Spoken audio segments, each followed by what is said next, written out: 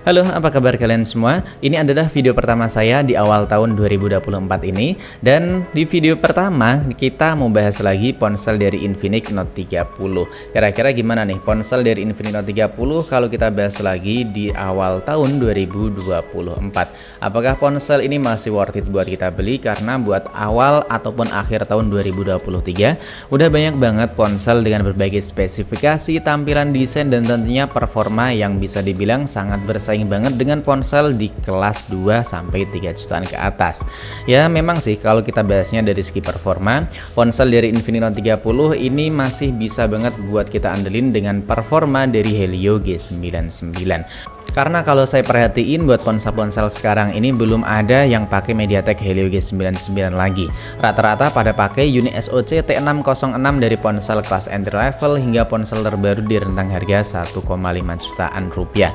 Namun buat akhir tahun 2023 kemarin dan juga awal tahun 2024 ini, kebanyakan tuh kalau dari MediaTek Helio G ya, kebanyakan tuh pada pakai Helio G85.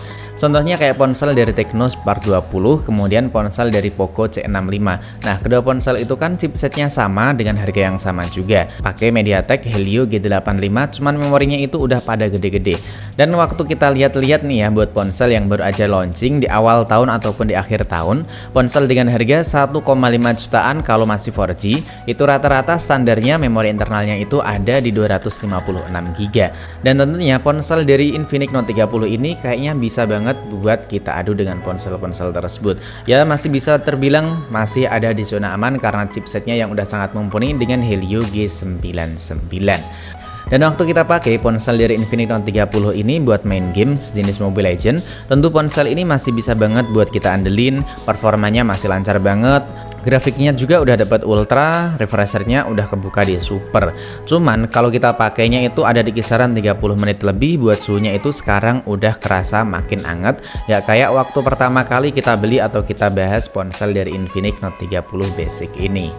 Lalu buat suhunya gimana bang? Nah buat suhunya waktu kita pakai ponsel dari Infinix Note 30 Basic ini, rata-rata suhu paling tingginya itu ada di 44 buat backdoornya, dan buat suhu di bagian layarnya mentoknya itu paling di 43. Dan ini kita mainnya tuh pakai konektivitas WiFi, kemudian dalam ruangan yang nggak ada AC-nya. Lalu buat dayanya gimana bang? Tentunya aman banget lah. Ini ponsel kan baterainya udah gede banget ya di 5000 mAh, pengisiannya juga udah super ngebut di 45 watt. Dan emang waktu pertama kali kita bikin konten gaming test dari 100% nyampe baterainya benar-benar habis, ini ponsel bisa bertahan hingga 7 menit dan itu kita geber terus-terusan loh. Cuman waktu itu kita pakainya konektivitas WiFi juga. Dan buat sekarang ini selama kita pakai ponsel dari Infinix Note 30 Basic, dari pertama kali launching hingga sekarang ini menurut saya buat baterainya sih emang masih kerasa awet banget. Buat penurunannya ya nggak terlalu kerasa lah. Dan buat pemakaian saya sehari-hari ini ponsel kan udah jarang banget buat kita ngegame, karena buat ngegame sekarang tuh kita pakainya ini ponsel dari Infinix GT 10 Pro. Ini masih kita andelin buat performa gamingnya karena masih sangat mantep banget, belum ada lawannya deh di harga 3 jutaan rupiah. Jadi ponsel ini palingan ya kita pakai buat gaming-gaming tipis ya, sehari paling 1-2 jam. Ini ponsel sehari ya cuman ngecas 1 kali doang sih dengan data seluler, kemudian paling kita aktifin buat pakai sosial media gitu ya. Ya intinya ini ponsel kita pakai buat main game secukupnya, main sosial media juga secukupnya doang. Dan itu satu hari cuma ngecas 1 kali, kadang ya bisa dibilang 24 jam lebih baru ngecas. Intinya kita balikin lagi sama penggunaan ponsel masing-masing. Selanjutnya buat fotonya gimana? Nah buat foto maupun perekaman video menurut saya ini ponsel juga masih kerasa aman banget kok di harga 2 jutaan rupiah. Karena buat perekaman video kamera depan ataupun kamera belakang, ponsel dari Infinix Note 30 Basic ini ponsel udah punya sistem stabilisasi. Jadi menurut saya terlalu aman buat harga 2 juta, apalagi kita bahasnya lagi ya. Buat performanya bisa banget buat kita andelin, baterai awet, pengisiannya juga udah super ngebut di 45 watt. Lalu gimana buat plus minusnya? Ya buat plus minusnya tadi udah kita sebutin. Buat baterai dan juga pengisian udah super ngebut.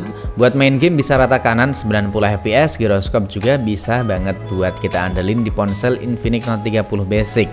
Selain itu buat perekaman video juga udah tergolong stabil banget di harga 2 jutaan rupiah karena punya sistem stabilisasi. Dan buat kekurangannya apa Bang di ponsel Infinix Note 30? Kalau menurut saya pribadi atau penggunaan saya pribadi ya selama pakai ponsel Infinix Note 30 Basic, ini ponsel kekurangannya ya cuman bodinya yang kerasa berat dan juga bongsor serta panjang. Ya, cuman itu doang sih kalau menurut saya. Selebihnya di ponsel Infinix Note 30 Basic ini nggak ada kekurangannya kok. Buat sensor stick jari udah responsif, apalagi buat face unlock sekarang ini udah punya tampilan magic ring. Dan emang sebagian besar ada yang suka, ada juga yang enggak, karena ini cuman buat aplikasi atau buat animasi doang sih. Buat magic ringnya belum bisa buat nampilin misal dapat notifikasi dari WhatsApp masuk, DM masuk, ataupun email masuk itu belum bisa ya. Ya semoga aja di tahun 2024 ini buat magic ringnya bisa lebih maksimal lagi buat nampilin notifikasi-notifikasi yang masuk di ponsel Infinix kita. Dan untungnya setelah kita mengikuti buat update sistem di ponsel Infinix Note 30, emang kalau kita update sistem itu tentu dapat pembaruan dan juga dapat bug baru. Dan pengalaman saya nyobain ponsel ini buat sistem yang terbaik itu memang buat sistem awal pertama kali kita unboxing atau out of the box. Kenapa kita bilangnya gitu? Ya menurut saya buat pertama kali kita pakai ponsel ini baterainya itu kerasa awet banget dan sekarang ini emang sedikit memiliki penurunan.